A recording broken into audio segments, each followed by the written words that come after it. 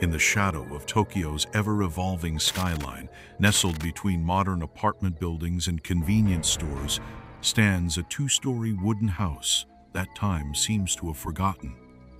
Located just a 15-minute walk from the bustling Nakano station, the house appears remarkably unremarkable at first glance, traditional Japanese architecture with a tiled roof, wooden exterior darkened by decades of exposure, and a small garden now choked with weeds.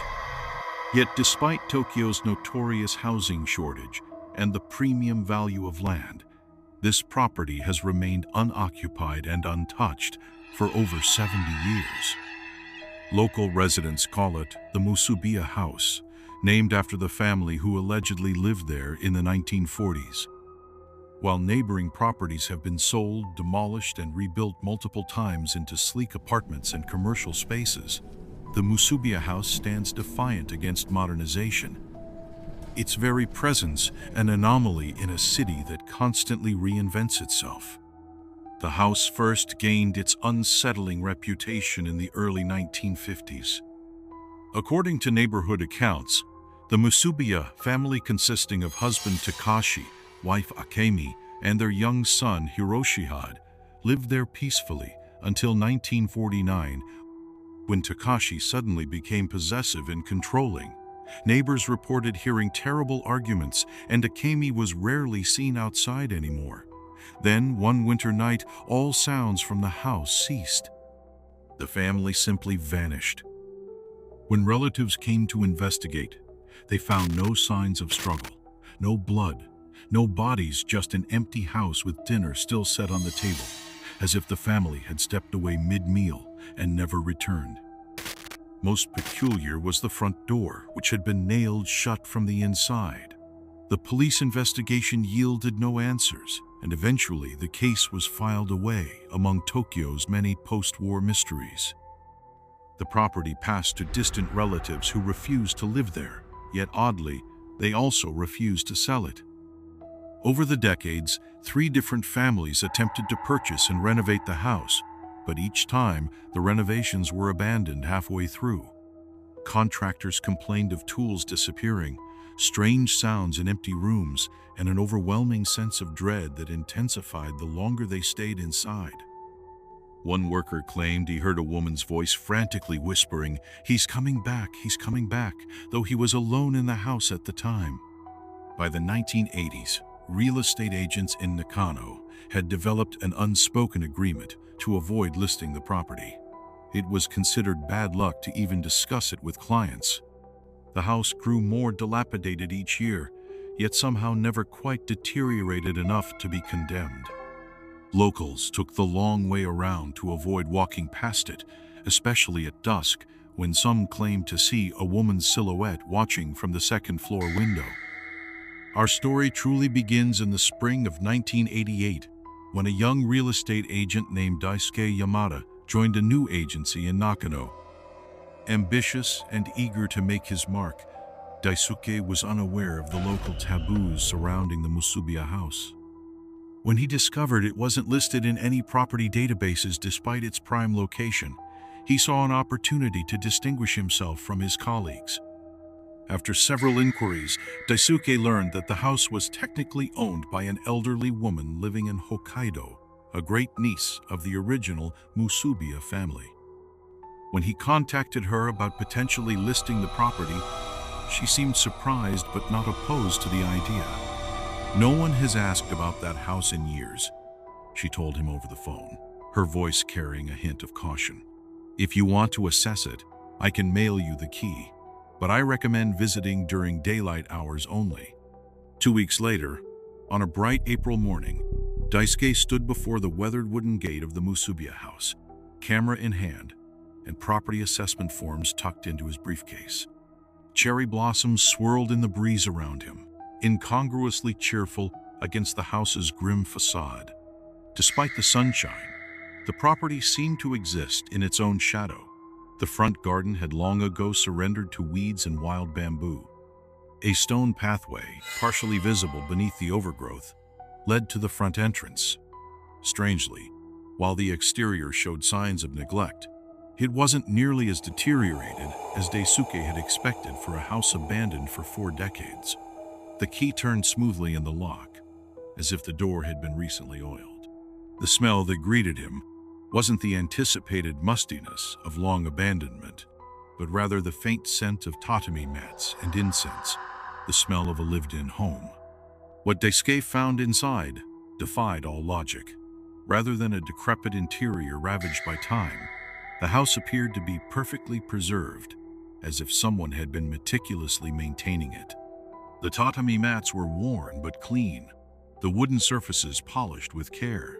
In the kitchen, dishes were stacked neatly in cabinets.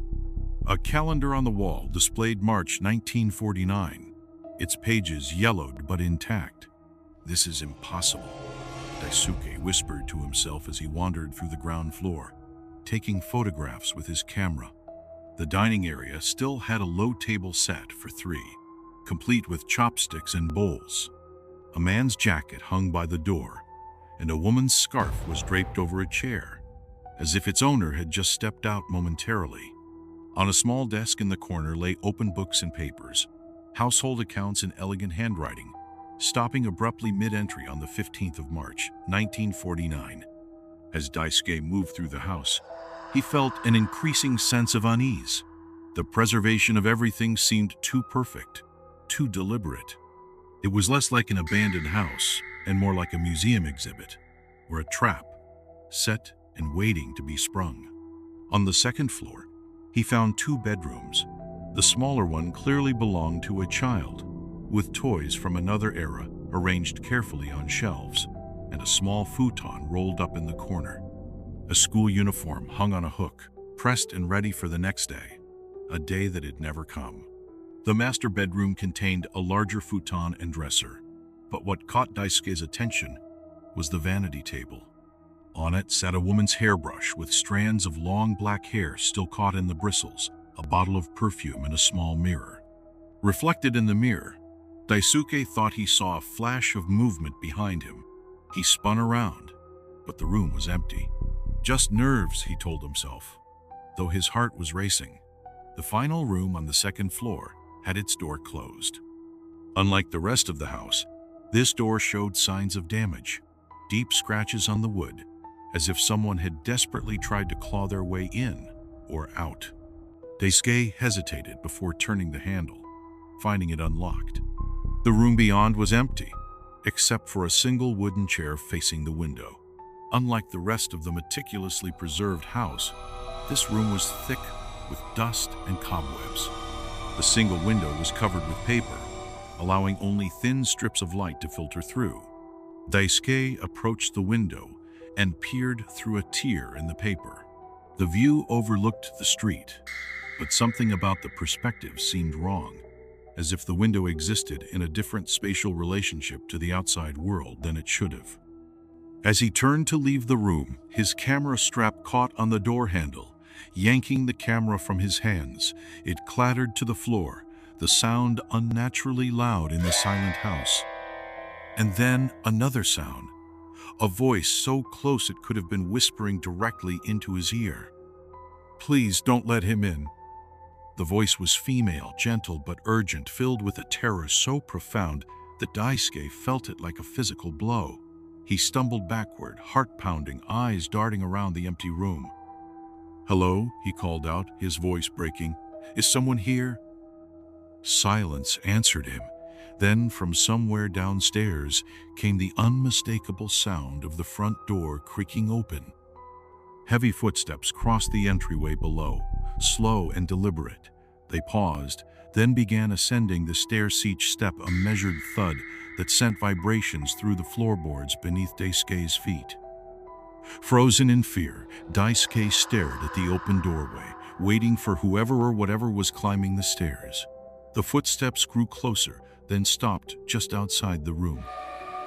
In that moment of terrible silence, the woman's voice came again, now barely audible. "Hide, please hide." Galvanized by terror, Daisuke snatched up his camera and rushed to the window. His fingers fumbled with the latch, finally prying it open. The drop to the ground was considerable, but fear gave him no choice.